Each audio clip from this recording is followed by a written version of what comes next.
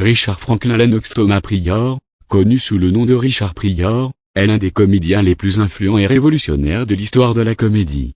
Né le 1er décembre 1940 à Peoria, dans l'État de l'Illinois, Richard Pryor a connu une vie tumultueuse, pleine d'adversités, de défis personnels et professionnels. Pourtant, il a réussi à transcender ses propres souffrances, pour devenir l'un des plus grands humoristes de tous les temps. Ses performances sur scène, son sens aigu de l'humour social et sa capacité à aborder des sujets sensibles comme le racisme, la pauvreté et la violence de manière brutale mais comique ont changé à jamais la manière dont la comédie était perçue. L'impact de Richard Pryor ne se limite pas à sa carrière de comédien. Il a ouvert la voie à des générations d'humoristes, notamment des comédiens de stand-up, et a influencé des icônes de la comédie telles que Eddie Murphy, Chris Rock, et Dave Chappelle. De plus, il a également fait ses preuves comme acteur, scénariste et réalisateur, mettant à profit son immense talent pour pénétrer dans le monde du cinéma.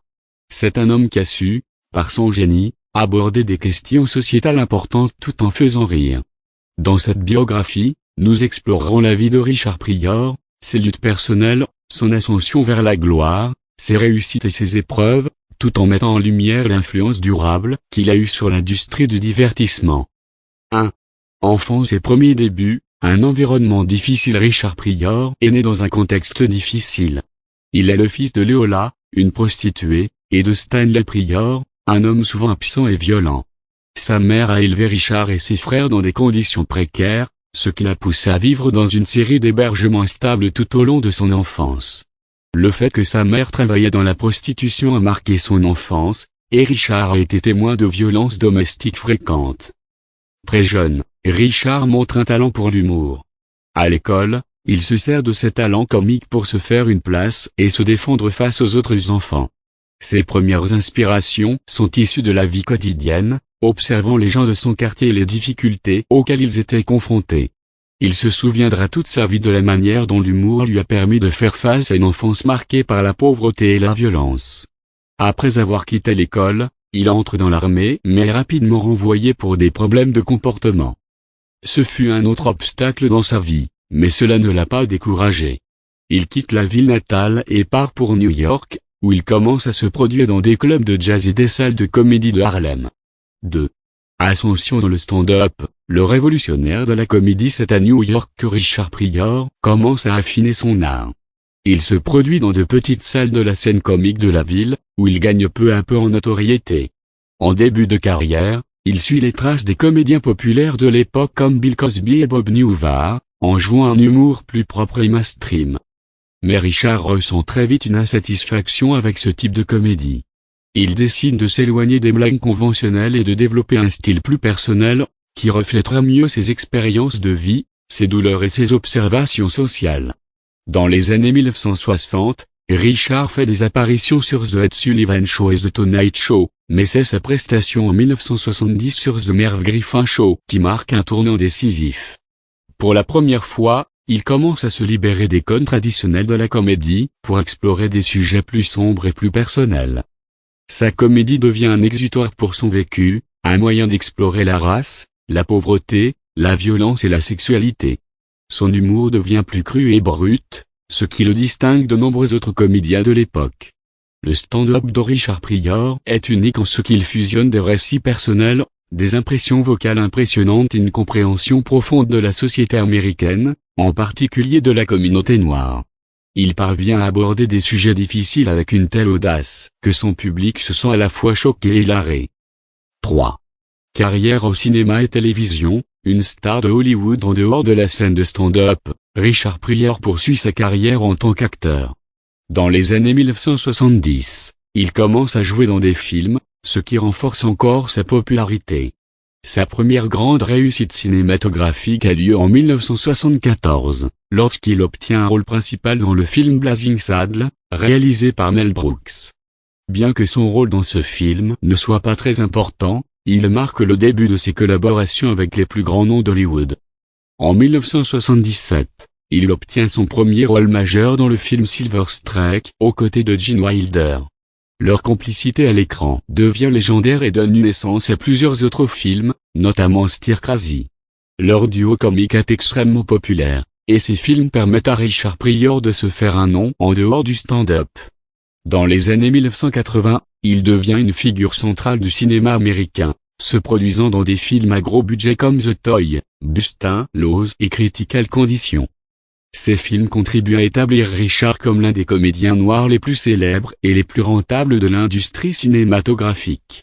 Mais c'est surtout sa participation à Lions de Sunset Strip, son enregistrement en direct dans un club de Los Angeles, qui représente l'une de ses performances les plus mémorables.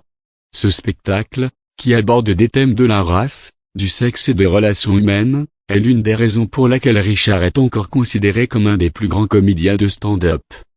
4. Les démonstrations de vulnérabilité et de courage. La carrière de Richard Pryor n'est pas seulement définie par ses succès, mais aussi par ses luttes personnelles. À plusieurs reprises, il a fait face à des addictions sévères à la drogue et à l'alcool. Sa vie personnelle a été marquée par des mariages tumultueux, des problèmes financiers et des relations conflictuelles. Mais c'est aussi cette vulnérabilité qui le rendait si humain et si relatable pour son public. En 1980, Pryor fait une tentative de suicide après des années de dépendance à la cocaïne et de problèmes émotionnels. Cet événement tragique a marqué un tournant dans sa vie. Cependant, au lieu de fuir ses difficultés, il les intègre dans son art, et sa comédie devient de plus en plus introspective et psychologique. Il commence à parler ouvertement de sa propre souffrance, de ses luttes avec la dépendance et de son expérience avec le racisme. Il s'en sert pour créer un lien profond avec son public. En 1986, Richard Pryor se remarie avec Jennifer Lee, et il commence à se détourner quelque peu du monde de l'excès pour se concentrer sur des projets plus personnels. Mais en 1987, une tragédie frappe à nouveau. Lors d'un tournage à Burbank, Richard se brûle gravement en allumant une cigarette, après avoir sniffé de la cocaïne.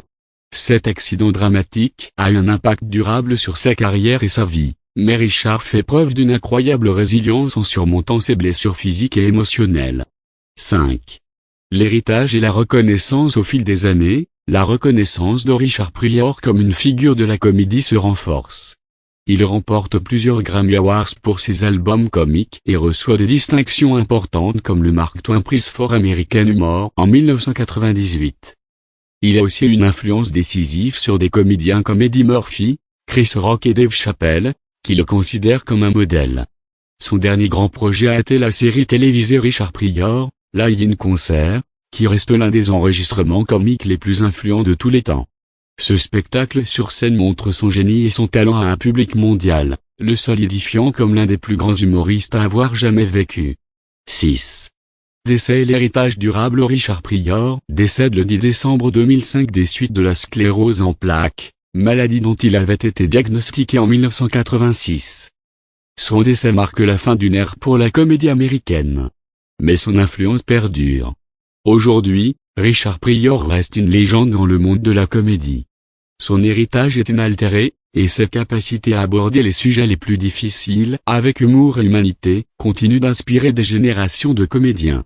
Il n'a pas seulement révolutionné le stand-up, il a redéfini ce que signifie être un artiste authentique et vulnérable, prêt à risquer tout pour faire rire et réfléchir. Conclusion, l'impact durable de Richard Pryor. Richard Pryor ne se contentait pas de raconter des blagues.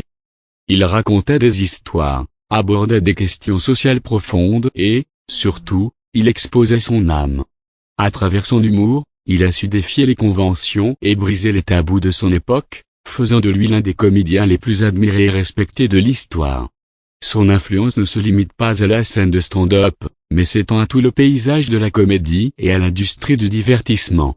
Richard Pryor demeure un modèle de courage, d'authenticité et de génie créatif.